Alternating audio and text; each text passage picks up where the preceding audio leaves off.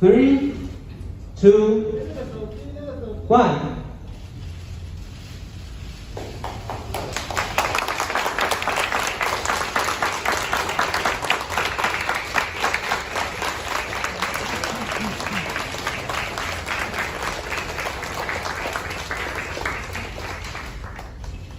Thank you, Minister Wu and Representative Mohammed.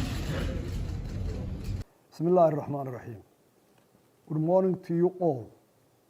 Today, I am very pleased to welcome and congratulate the government of Taiwan to officially accept to open our representative office in your country today, 9th September 2020. With the global economy shifting and the Horn of Africa, the Red Sea, and the Gulf of Aden are becoming a focal point of international interest. We believe that it is time for Somaliland to initiate efforts to strengthen relations in the areas of common interest that may promote bilateral trade and economic cooperation among equals with your country and all other nations in the world.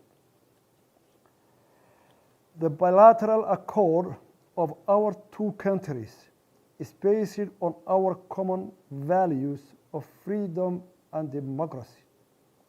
It's a spirit of mutual assistance that will never expose any harm whatsoever to the interests of other countries, but rather contribute to international peace and regional economic activities.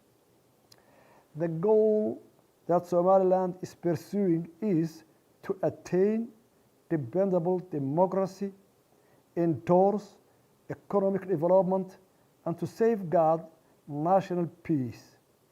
Moreover, our country promotes universal peace and fosters better relations with our neighbors, the rest of the African nations, and the world at large.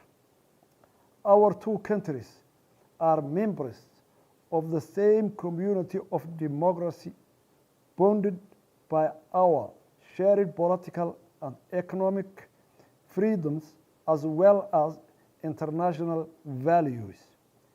I do expect that our relationship and our representative office, respectively, will enable us to bolster our future economic, trade, and developmental cooperation.